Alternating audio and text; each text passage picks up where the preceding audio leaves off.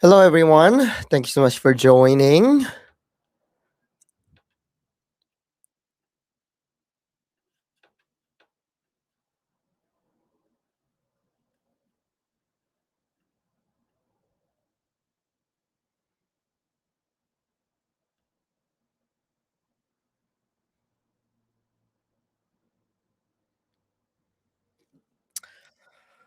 All right. Hello, YouTube.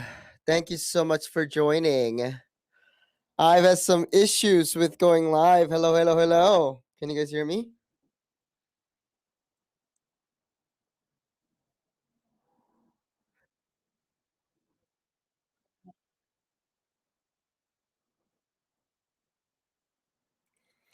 It was so interesting because I couldn't go live for a while. I was like, am I like banned?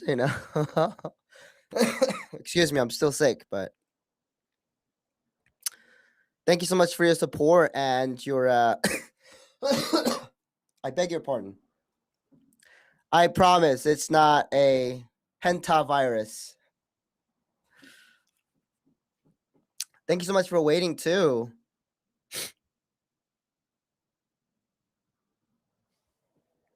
Good day, people. Good day.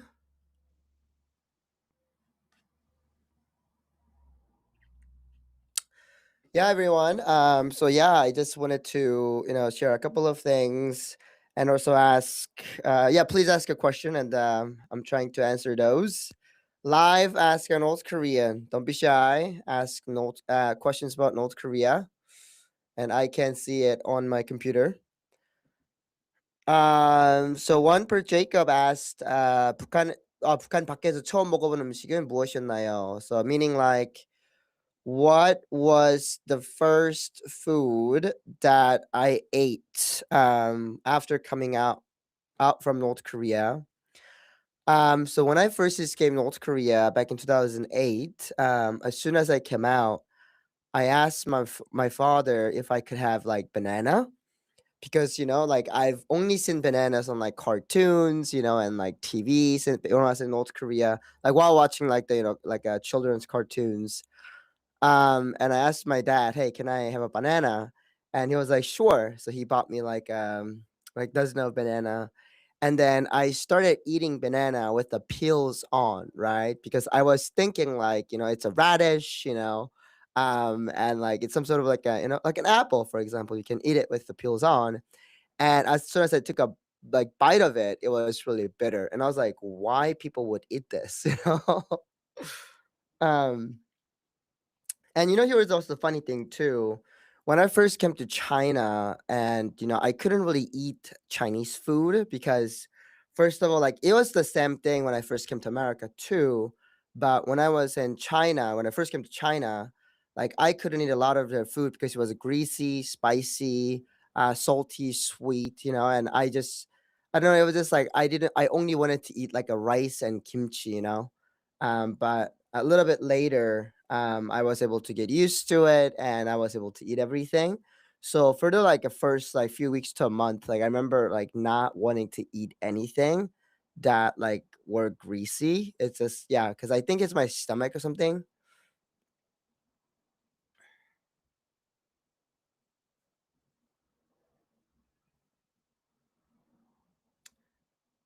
I have a question about North Korea. Let's say some for some crazy reason someone wanted to move to North Korea.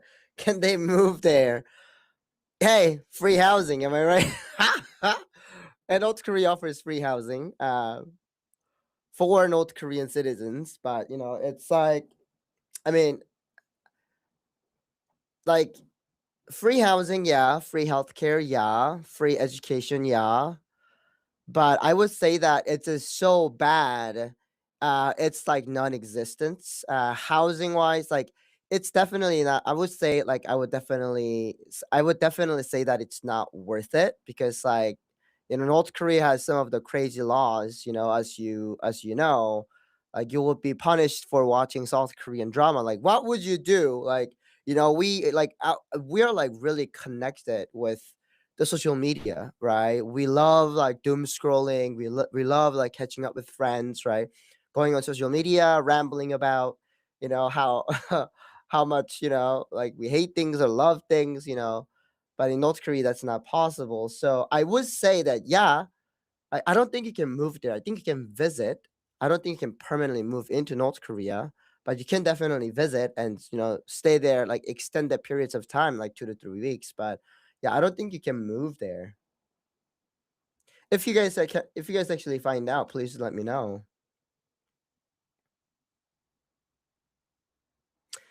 Can you tell that I welcome any Democrat to move there?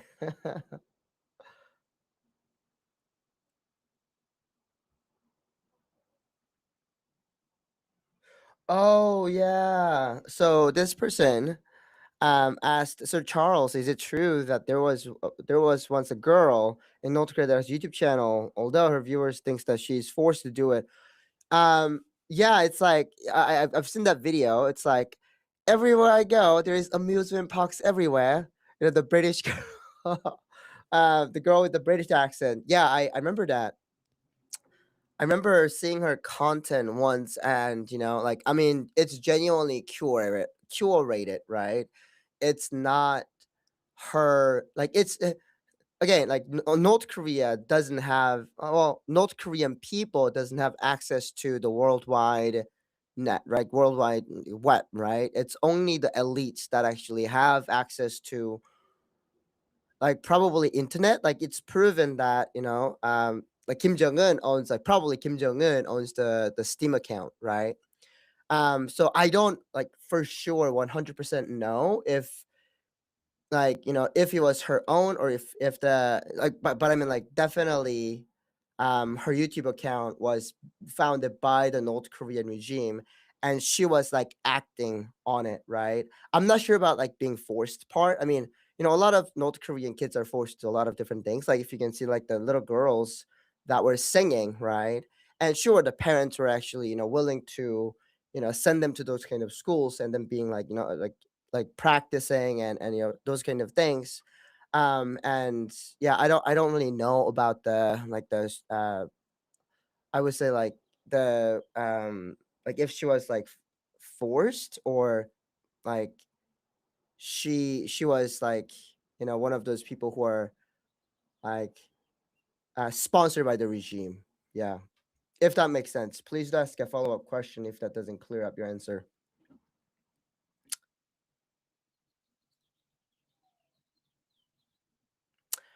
Jacob asked, 북한이 아직 가족이 있나요? Jacob asked, like, do I still have a family back in North Korea? Thank you for asking that. So I do not have a family in North Korea. Well, I do have half brothers. So my mom died when I was 11, and my dad is in China currently. And last time that I got in contact with him was 2013. And ever since that, I have not kept in touch. So I do not have immediate families back in North Korea. Though maybe one day when I visit like North Korea, I hope I can see my friends. Oh, question. I have Tourette syndromes, and it makes me say stuff like "Kill the king" and stuff involuntarily.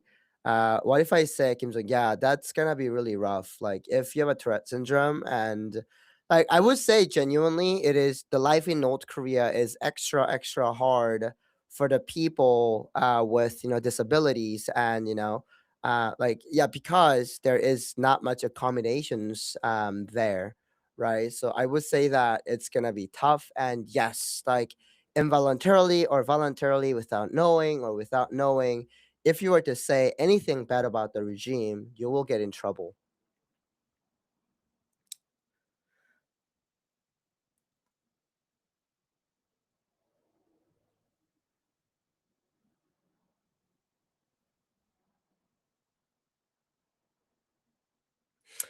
I find it ridiculous saying those fake North Korean rich influencers marketing North Korea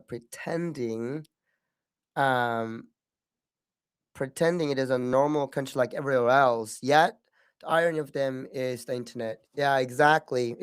Well, here's the thing too. I would say that So for example, like Pyongyang, right? Because people like whoever goes into North Korea, those people are shown in Pyongyang, and only those like a touristy spots within those Pyongyangs, right? So, genuinely, I wouldn't say that like, okay, so the places that they go are fake, right? Like for example, grocery stores, zoos, maybe like theaters, bowling alleys, like coffee shops, hamburger places that tourists actually goes. I wouldn't say those places are fake, but what I want to like emphasize is like the people that are placed there, right? North Korean regime wouldn't just let regular people just go there all in like or hang out there. Well, like they wouldn't probably have money to go to, right? And North Korea, like everybody has to work, right? North Korea has zero like unemployment rate. When I was in North Korea, if like and our neighbors, right? Excuse me, like if they don't have a job, you can go to 노동단련대. So 노동단련대 is like a forced labor camp. Therefore, like, what are these people doing? Like when the tourist visits, like, or during the weekdays, like hanging around here.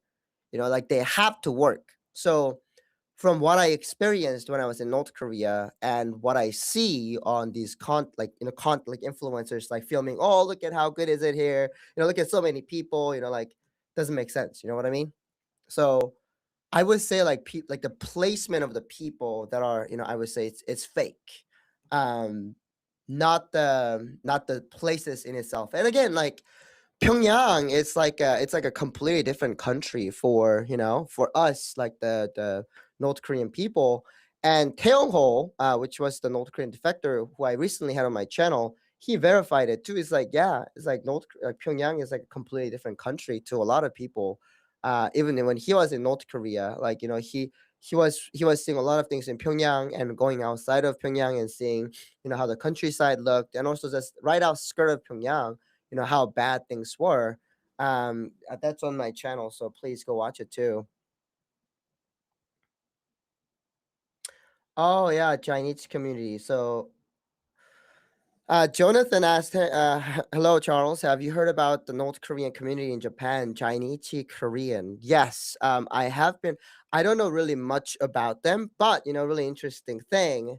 North Korea also has the Japanese people as well. So they are known as like these kind of like people known as like a Hwagyos, right? I thought it was really funny when I was in North Korea. Like every single content that I watched when I was in North Korea, like they are trying to make enemies with Japan, right? They are talking trash about Japan, but like the bicycles that are coming in, all of them were Japanese, and like TVs, right? Panasonic, which is I think it's Japanese, right? Panasonic, Sony is also Japanese, right? Is it America? Sony Entertainment. Sony Entertainment is and also Nintendo games too. Like of course it wasn't like allowed. It wasn't like legal, but like if you get caught, Nintendo like playing video like Nintendo games, you can just bribe it out and you can just get out. And also, and that was kind of like the funny part too. Is like, oh, you're talking bad about Japan, but you still let Japanese people live in North Korea. So I thought that was really interesting. Amazon. Do North Korea have Amazon? Are you saying like the Amazon like in the like the forests, or in terms of like the delivery Amazon? Because North Korea does not have that. Although I've heard that North Korea actually recently came up with like a delivery system, so you could actually order a food using cell phone. Um, Yeah, that's what I've heard, and, those are, of course, like, state-sponsored, like, jobs, and, roads there are some parts of the country, roads weren't paved, and gas is, I'm sure, like, it's really expensive. I've never seen a gas station when I was in North Korea, so I was like, "Huh, how is that gonna work out?" Like, with all those things, and um I heard that it's like all the yeah, I heard that it's like it could take like hours for a food delivery. So yeah, there is no Amazon in North Korea. That'd be crazy. Imagine like you're ordering something on Amazon from North Korea and just getting delivered.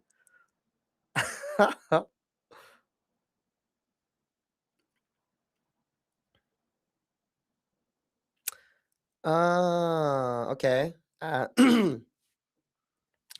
So Anthony from Facebook just asked, what's life gonna look like when Uncle Kim isn't alive? Like he's gone.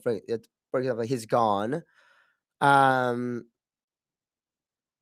I really hope that when Kim Jong Un is not a dictator anymore in North Korea, like somebody else comes in, like Kim Joo-ae, for example.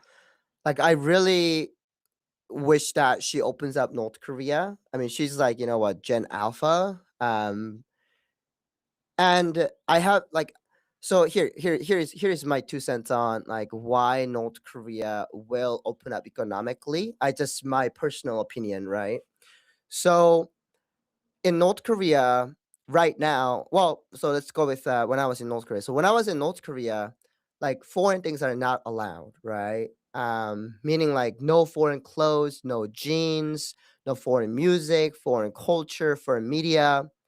And yeah, if you were to, get caught, with like foreign medias, sure, like depending on how severe it is, depending on how many people you'd watch, for example, like South Korean drama, right?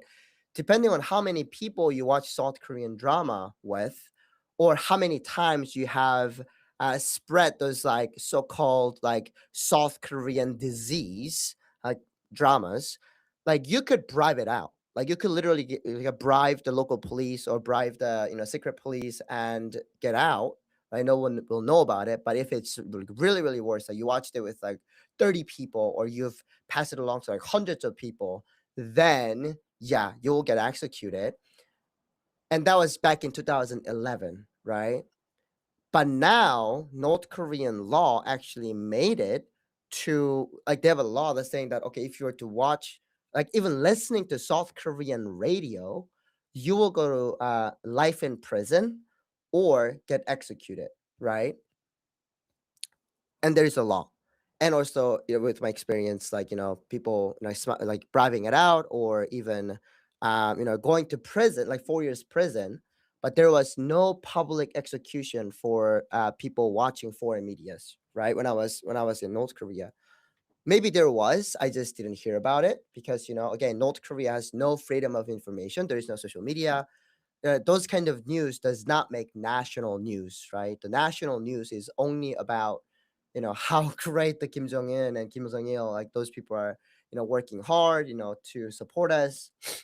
Um, and now, North Korean regime is introducing coffee shops, right, in Pyongyang to regular people. They're introducing coffee shops, hamburger places, hamburger places, and like the foreign concept restaurants and even girl groups, right? And cell phones as well. Those kind of like smaller, like the cultural shifts, right? Cultural shifts that is actually, in my personal opinion, that's what North Korea's demise is gonna be because North Korean regime's demise is gonna be because when again, like coffee shops, for example, right? Those are foreign concept. Asian people, like North Korean people, does not have concept of coffee shops, right? We drink tea, right? Asian cultures like strictly drink tea, not coffee. Coffee is Western culture, right? Hamburger is also a Western culture. It comes from Germany, right? Hamburg. And North Korean regime is basically contradicting themselves, right? It's like there's an ideology called Juche ideology, which is self-reliance, no foreign culture allowed, and killing people for watching foreign media and like putting people in prison for listening to South Korean dramas. Give me one sec. And they're introducing all these kind of like foreign cultures to people, and when they take that away, like people are not going to be happy, right? And that's what I'm thinking. So basically, Kim Jong Un is burning the bridge as he's crossing the bridge, if that makes sense. So when when Kim Jong Un dies, and it's about Kim Jue. Like people really want to travel outside of North Korea. Um, and really, there's a cultural revelation. So I can go back to free North Korea. I hope that answered your question. And if you have any follow up questions, please do ask.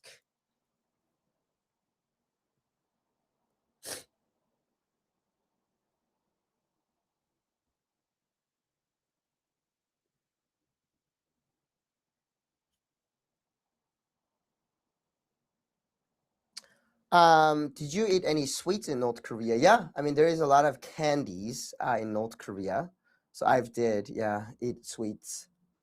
What do you what do you oh what do you think your story would be like without Christianity? How much of a role will Christianity play in roles in your life versus you never believed or still love your work? Um, that's a really great question. I became a Christian when I came to America. I got baptized back in 2012. And I first learned about Christianity back in 2008 when a South Korean pastor came to my house when I was in China, and he gave me a Gospel of Matthew. And I learned about, Jesus and, honestly, back then I really didn't care, nor I knew what it was. And while I was going through tough times, like I would pray, because of I really wanted to hold on to some sort of hope that I'm gonna make it like out of here alive. And because of those kind of reasons, I held on to this Christianity, and also praying every day and every night, asking God for save me. And every time I prayed, this overwhelming feelings of peace, while I was in the labor camps, and even in the coal mine too, like I would just constantly pray, like, God, protect me, help me, and through those, I would say, like, I've experienced Christianity. And now, even looking back, like, yeah, I would say, yeah, I was really really lucky. But it's just not luck alone. I would say, yeah, God was really there with me. And that's why I go to different churches and share my testimonies. And so I don't know, I that's a really good question. But I think if it wasn't for God, I wouldn't be here, right? And also, like, if I wasn't captured in China and sent back to North Korea in the first place, I don't think I'll be here. I feel like God has really, God gave me a story, by really, for me to being captured and sent back to North Korea, going through all those, so that I can share that story out here with you guys. Yeah, if I wasn't captured and sent back to North Korea, I'll probably be in China, and I don't know, God knows, like, what I'll be doing. But yeah, I think it'd be dramatically different.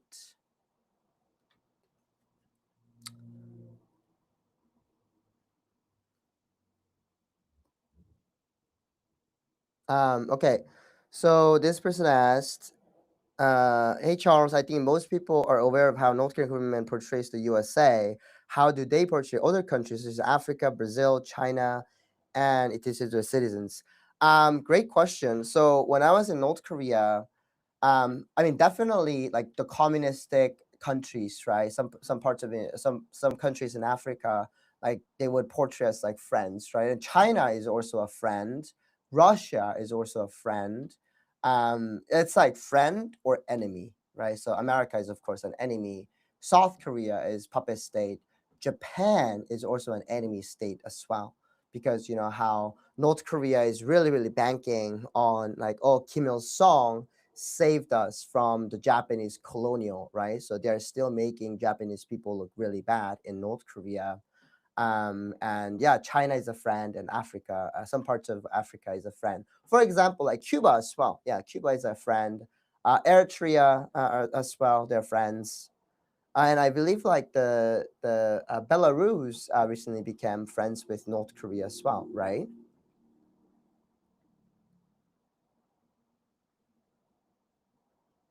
Do, do, do. Oh, This is a good question. Are you still afraid to disrespect Kim Jong Un after being fully aware of your new profound freedom, like other people who have escaped? No. A lot of North Korean refugees are still afraid of sharing their stories because they have immediate families back in North Korea, and if they were to come out and share their stories and bash on Kim Jong Un, their family back in North Korea will be punished, right? So they choose to, stay quiet, not talk about, not say anything. But for me, I don't have an immediate family back in North Korea, and I'm not afraid of, sharing my stories. And one of my core mission is to share the stories of North Korean people, and share, my story because my story is definitely unique, but this is not uncommon, right? There are many people who has, the same or even worse story than I do, lived worse experience than I do when they're back in North Korea, but they can't share their stories because of, the persecutions that awaits for their family back in North Korea.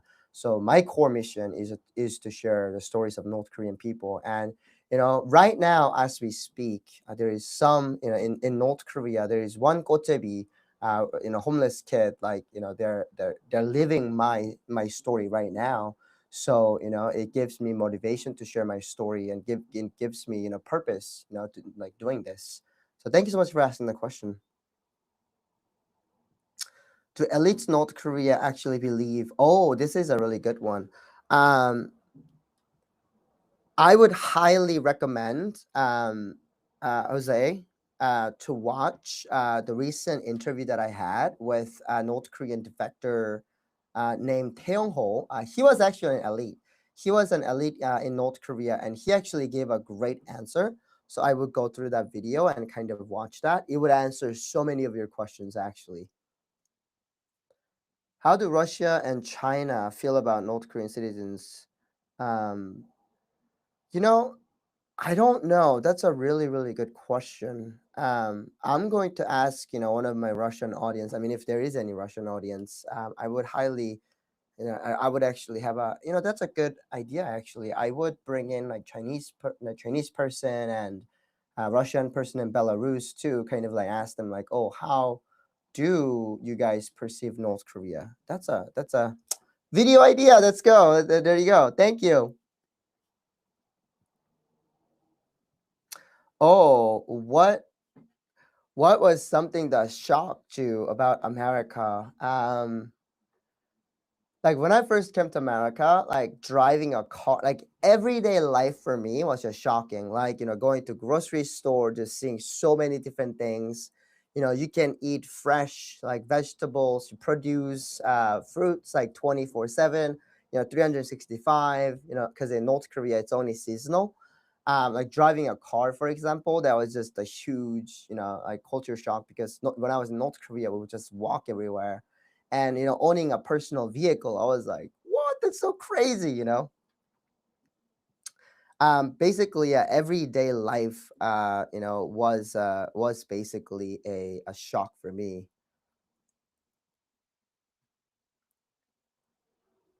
Do I have any good memories in North Korea? Do you miss anything about the country? I miss my friends a lot. I miss, North Korean food, my childhood food, like the places, my hometown. Of course, I have a lot of good memories. It's really interesting how, when you realize like your brain sometimes like kind of like filters out all the bad memories in the far back of your brain and brings out like all the good memories in front. Um, and yeah, I remember more of the good memories than bad memories, hanging out with my mom, going to school, hanging out with friends, eating good food, I mean good food meaning like, occasionally, when I had food, like I would eat, and those kind of memories are still a very like, I could picture them very clearly. Whereas, like, if I were to remember like the coal mines and labor camps, like I would have to really try hard to just like go back, and maybe it's kind of like a trauma thing too, in a way. Um, I hope that answered your question.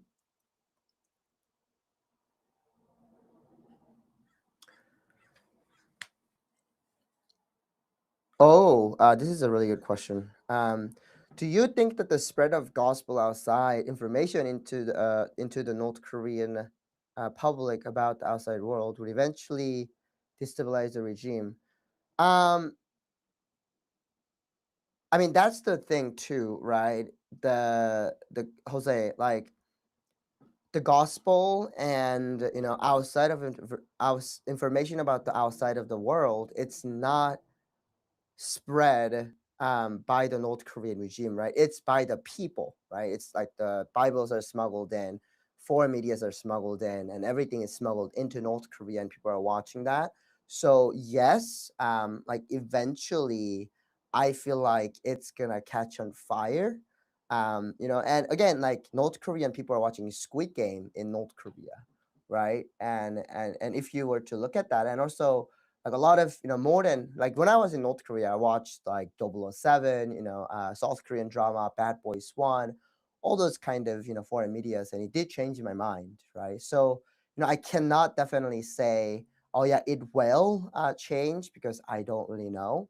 But I really hope that it does, and in my personal opinion it will, because it did change my mind, and also 34,000 North Korean refugees mind too, right? Because the statistics say that North Korean people, like when they came out, but when they were in North Korea, watching foreign media gave them the curiosity, and the fascinate like the being fascinated about the outside of the world, and that eventually led them to escape North Korea.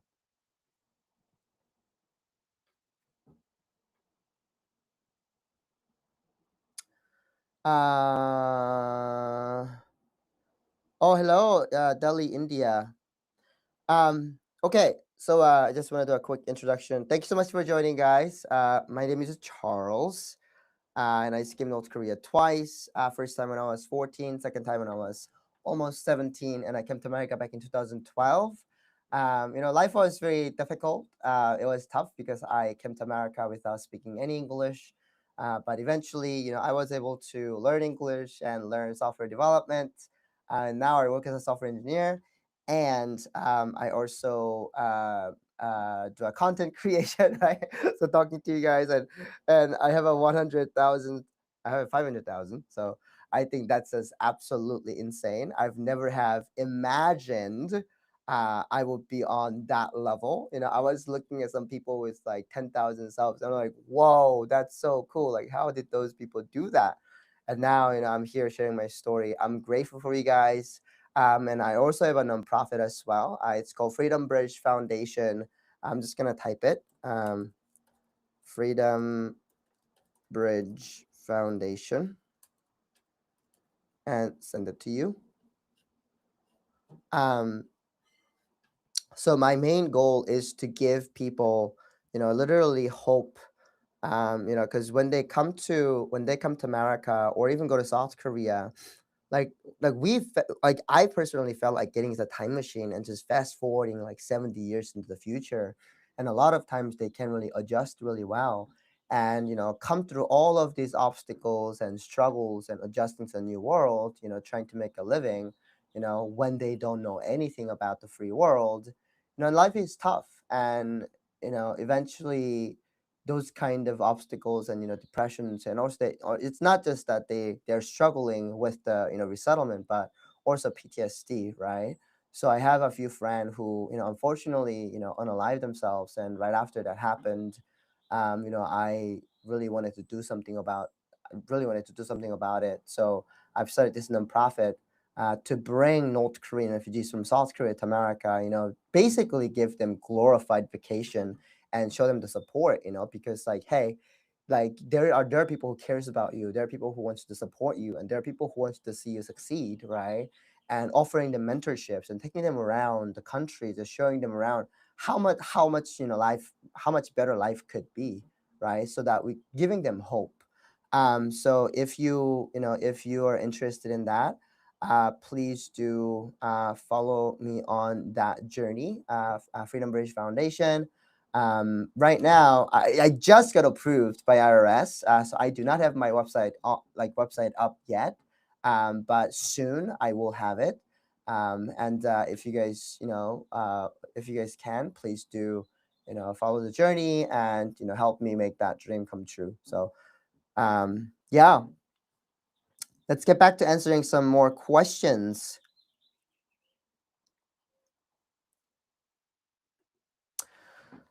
Are there any religions in North Korea? If no, what happens to religious people? North Korea, we don't have freedom of religion, though North Korean regime claims that they do have churches in Pyongyang, and they do show tourist people. They have, yeah, we have church here, and people can go to church. People can worship Jesus in North Korea, but no. If you were to get captured with a Bible in North Korea as a North Korean citizen, you and your family will be persecuted, right? And as a tourist going into North Korea, they will outright tell you, don't, you can be Christian, and come to North Korea, but don't talk about Bible or Jesus in North Korea, right? So yeah, Christians are persecuted, and in fact, Open Doors is a Christian like a publishing company, and they recently published the article that there are about 400,000 underground Christians in North Korea. Though I've never personally encountered Christians when I was in North Korea, but when I was in Thailand while I was escaping while preparing to come to America, I've met few Christians that from North Korea. And one of the North Korean refugees that are coming this summer through my nonprofit. So I have 3 North Korean refugees are coming, and I will actually feature their stories on my channel as well. But one of them actually, heard that like there are no like a North Korean Christians. So yeah, I hope that answered your question. And if you have any follow-up questions, please do ask. What is North Korean history, Charles? Okay. What is North Korean history, Charles? Is it Kim Jong Un and Kim Jong Il history again? Yes. No, it's not just Kim Jong Il and Kim Jong Un. It's Kim Il Sung as well. And we have history 1 through 4, right? So every single grade, there is a different level of history. So from like a textbook 1 to textbook like 12, for example, you have to learn Kim Il Sung, Kim Jong Il, and probably Kim Jong Un now, their history as well. Amen, brother. Amen.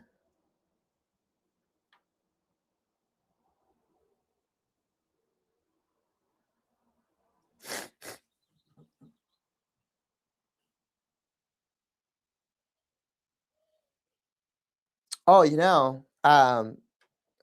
weird because the Kims probably modeled themselves after God in Christ. That's a really good point because North Korea, Pyongyang was actually once known as the Jerusalem of the East, right? Because back in 1930s, there are so many Christians, right? Also, um, Kim Il Sung, right, which is a grandfather of the current dictator and the first dictator of North Korea, he grew up Catholic because his mother was a Catholic, right? And Kim Il Sung's father, he went to Christian school. So that's why North Korea, like, really, like every single like praising the Kim's regime songs are a lot similar to like the hymns in the Bibles and the story of how when Kim Il Sung was born, the star rose, indicating the savior of the world was born. And like all those kind of things. And also, that's the reason why I personally think that that's the reason why, because North Korean regime is modeled after the Bible and the Christianity, and Kim Il Sung himself is portraying him as like Jesus. That's why when North Korean people reads the Bible, that's like reads the Bible, they kill them, right, and their families as well, and that's why they're harshly punishing them because like people would realize it's like, wait a minute, this is a scam, you know. That's my personal opinion.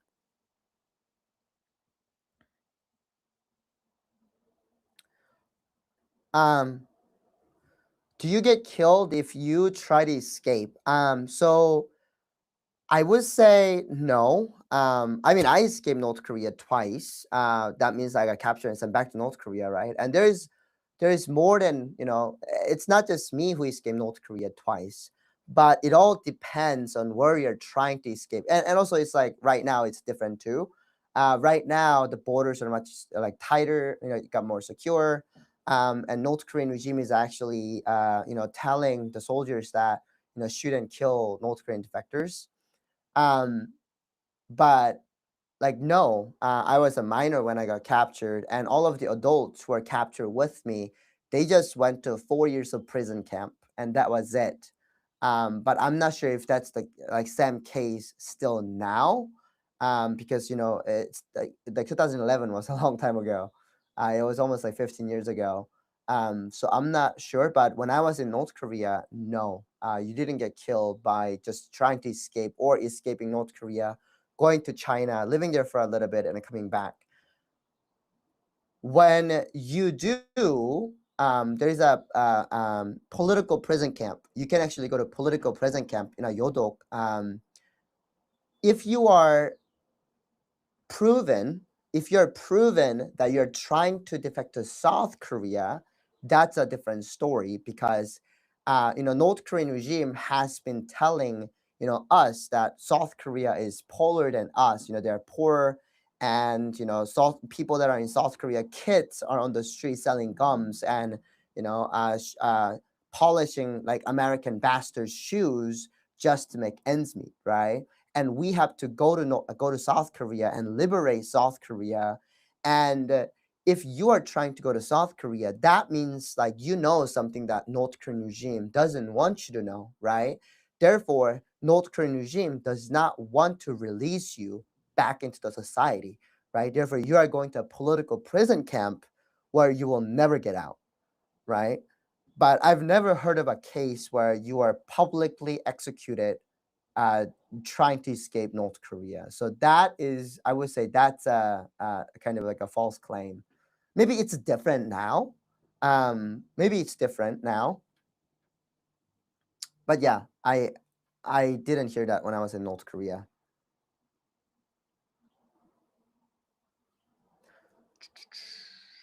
Oh, are there any video games in North Korea? Yes. I played Super Mario's and Ninja Turtles.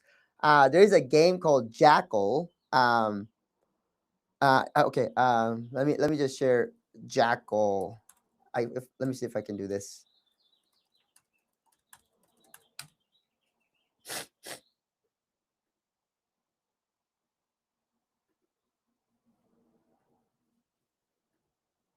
Can you guys this? Can you guys see this a screen? Yeah. So this game, what I used to play this video game when I was in North Korea. And I also played, of course, like Ninja Turtles, right? Sorry, I can't really spell.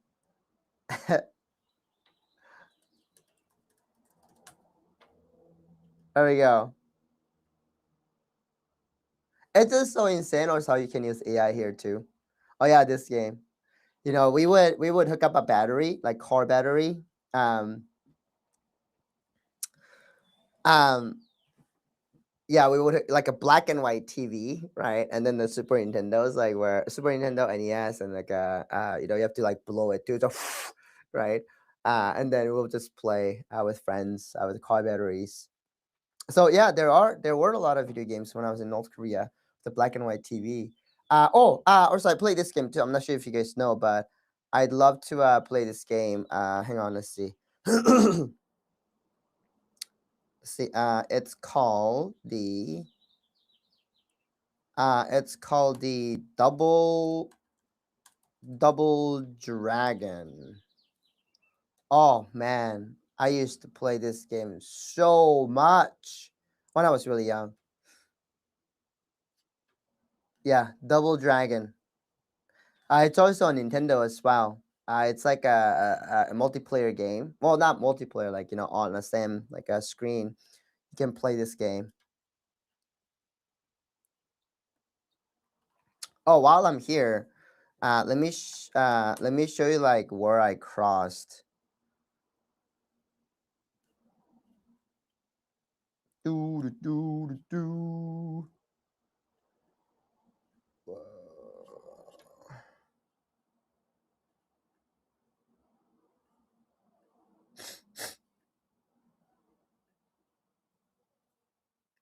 So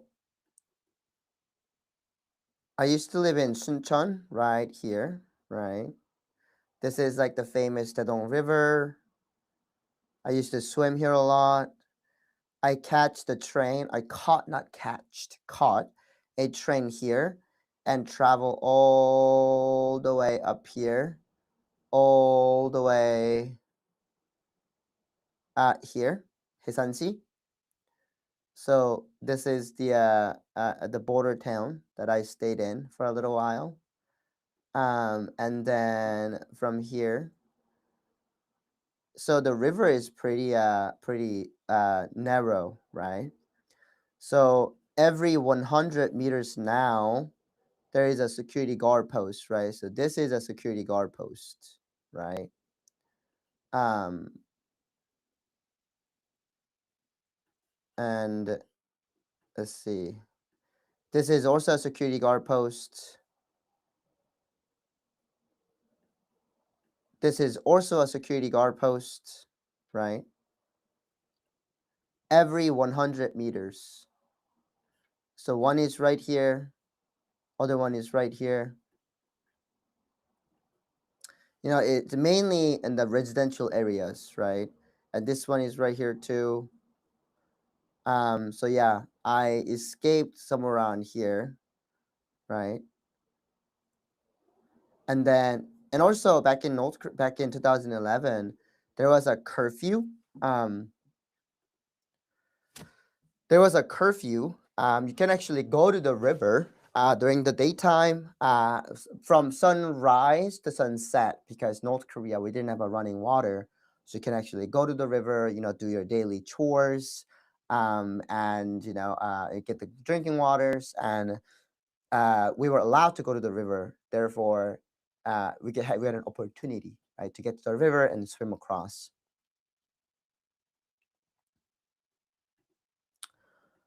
Oh yeah. Is it common for people to cross the border in the more rural areas? I was looking on Google Maps and it looked like there are more some very empty areas. That's true. Yes. And also especially winter too.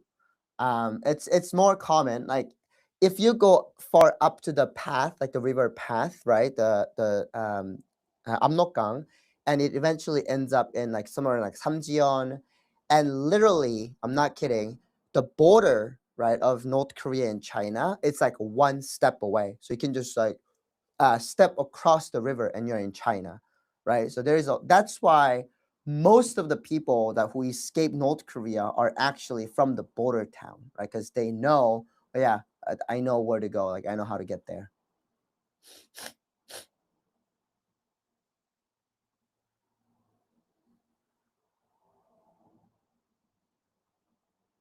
What? Sorry, I'm trying to read the questions right now, guys. See. Oh. You have a Liberty hat on. Is that a hat that your claim Liberty, the concept, or is that Liberty University? I recently went to speak at Liberty University, and I mean my hair. I just yeah. I went to speak at Liberty University, and I got a merch. It's a Liberty hair, but it actually worked out pretty well, huh? Liberty, freedom. Yeah. But it's like a Liberty University hat. I got it from Liberty University.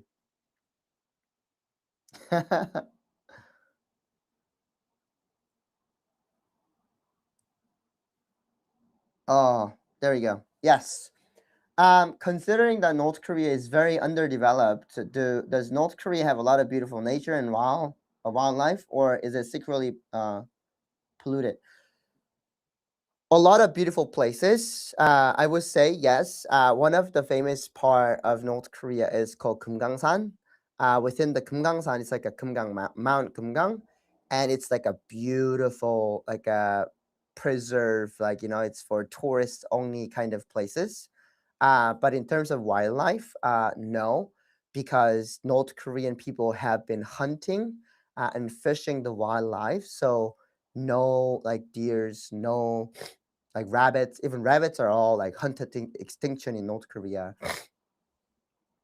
And even fish too. Like fishes are like hunted to extinctions. Um, are hot dogs banned in? I hope that answered your question. And then the second question: are hot dogs banned in North Korea? That's what I've been hearing, and I would not be surprised if it was banned in North Korea, because when I was in a game, I mean that was like, I mean North Korea hated anything and everything about America. But here is the fun fact, though: North Korea uses more of the U.S. dollars than their own currency. The reason is because back in 2010 there was a currency devaluation, and because of that, um, North Korean people didn't start realize that we cannot depend on North Korean currency.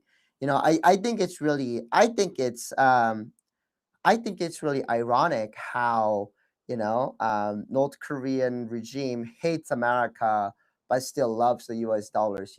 That goes to prove that North Korean regime will do anything for regime survival. It's not about brainwashing people. It's not about caring for its people, but regime's survival. Um,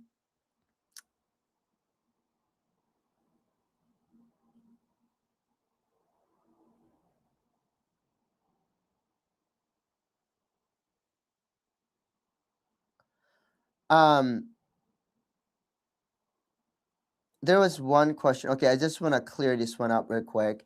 You once said that orphans don't have jobs in North Korea, but you also said it is illegal to not have a job in North Korea. So how do the um orphans get uh by without a job? So orphans are strictly under 18, right? So orphans are, I would say, orphans are kids that are aged between like anywhere between 5 to, let's say, 15 or 16, right? Because when you turn 17, you have to go to military, right? Because when you go to orphanage, you have to go to military.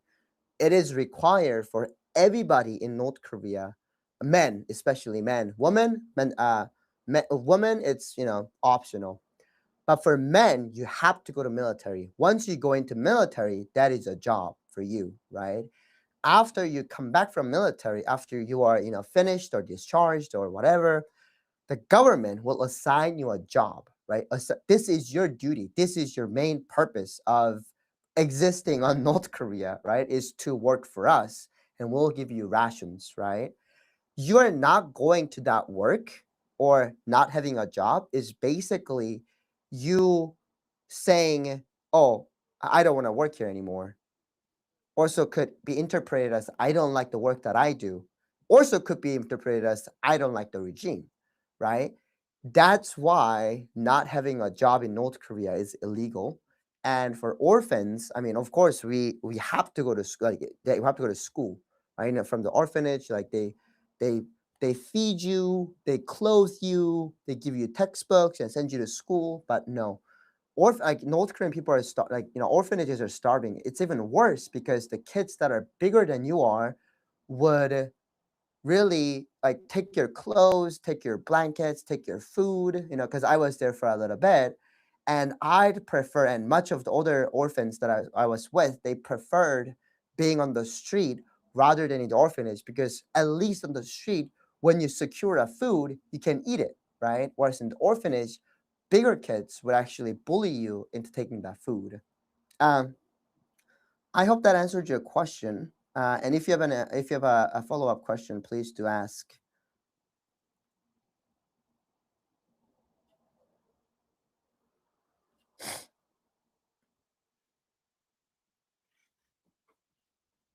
Okay, I'm going to answer two more questions, and I think I'm going to have to say goodbye because it is gonna be a time.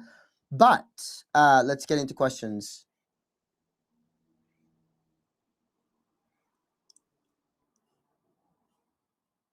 Okay, Eh?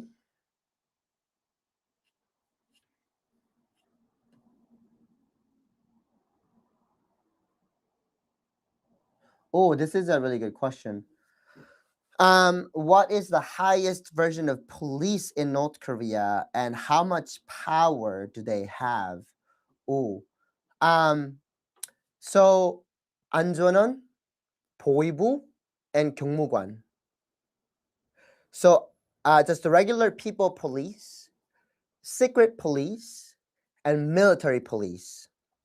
So, military police, I would say, in my experience, like the 안전원, which is just the regular police, have the lowest power, right? Because there are three different types of police in North Korea. Well, I mean, if you want to say like the traffic 안전원, right? So have you guys seen before, like in the North in the Pyongyang, like excuse me, like in the center of the highway, like there's a lady just doing this, right? So you go this way, you go that way, you go this way, right? If you're counting that, I would say that person is like on the lowest, right? Power, like they don't have any power.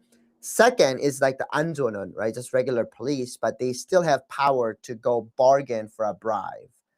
And then there is boibu, secret police, right? Secret police can go anywhere. They have a gun, right? I mean, any police officers have guns, but except for the traffic police, um, they can go anywhere. They can barge into people's house without, you know, notifications or announcements, and they crack down. You know, they have more power. And then there is military police, 경무관s, right?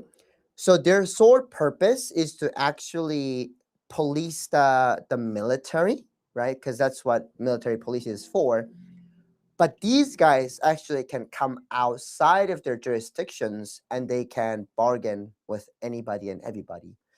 And you know, and there is like the special forces type of police too, where they're sent from Pyongyang, and they're like I would say like a direct correlation with the regime, whereas all like that mentioned is like regularly for people in the militaries. So technically four, yeah, well technically five, right? Um, Traffic police, regular police, secret police, military police, and then the grupa. It's what that's what it used to be called. It's called grupa, like to actually look at all overall people. Okay,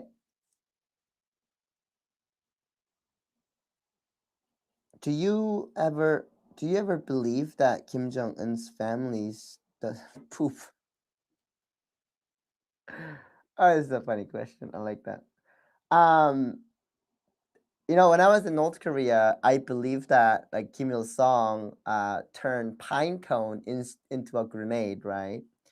And I also believe that Kim Il Sung was an earthbender because he could manipulate the land in such a way that when he lets go, he could fly, right? Not pooping part, I never heard that one before. But you know, I would believe it. And also like Kim Jong Il once played golf and he swung the golf ball and then he went hole in one in 13 different courses. I was like, what? I mean, I didn't really know what golf was when I was in North Korea. I didn't know it was a really big sport until I came to America. And I learned about Tiger Woods and how amazing he was and like, you know.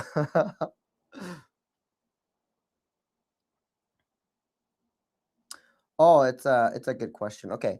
Do North Koreans know global politics, culture, or history? Things like different races, different religions, or World War One or World War Two? That's an amazing question. Um, I would say, depending on who you are, yes. Because, for example, you are a diplomat, right? So you are a North Korean diplomat that travels to different countries, right? That means you have to know a lot of different things, like solely, know like the real world outside, and also being taught about the World War One, World War Two, right? On top of like Kim Il Sung and Kim Jong Il's history. But for people like us, right? So if you're to look at like North Korea, 26 million people, right? And 10% of that people are as known as the elites, right? And the bottom 10% are as known as the hostile class, right? Which is where I'm from. And then the middle class are the wavering class, which also known as the working class, right? So working class have no business learning outside cultures, race, none of that, right? Because these people will never get the chance to travel outside of North Korea, right? They only learn about, the history of Kim Il Sung and Kim Jong Il. And again, like I didn't look. So I'm also on the lower class, right? So where I'm from, like I didn't learn about the World War One hit, like World War One or World War Two or even world history. I learned that Kim Il Sung actually defeated the Japanese and saved us from the slavery when in fact America dropped bombs on Hiroshima and Nagasaki, right? And Japanese surrendered. That's what happened, but we don't learn that. Whereas like the elites, for example, right? They're chosen people, right? They're elites, they're businessmen, they're politicians, and they are like diplomats, right? So they have to know how the world is working in order to represent North Korea, right? For example, like the diplomat, which ties back to Taeyong Ho that I was just talking about, which he is a diplomat who escaped North Korea back in 2017. Like, yeah, he knew a lot of things that regular people didn't know, right? So I would say, depending on who you are, yes. I hope that that answers your question. And yeah, I think that's about time, guys. For those of you who are just joining, sorry. I'm gonna go live pretty soon again. I'll probably go live on Wednesday around like 7 p.m. like Pacific time. No, probably 6 to 7. So please tune in and thank you so much for joining, guys. I just wanted to mention quickly again, I have a nonprofit. It's called Freedom Bridge Foundation. Please go check it out on Instagram. Please follow the journey. And North Korean people are actually coming this summer. 3 North Korean defectors are coming. I sponsor them through my nonprofit and just taking them around California, showing them around like Disneyland, Grand Canyon. We're actually going camping on Grand Canyon as well, and we'll be able to visit Google, Microsoft, and Apple, and Meta, and all those really good places. 6, 7. Sorry, I don't know why I did that. Somebody said 6, 7. So, um, well, thanks, guys. Thanks so much for joining. Love you guys. I'll see you next time. Bye bye.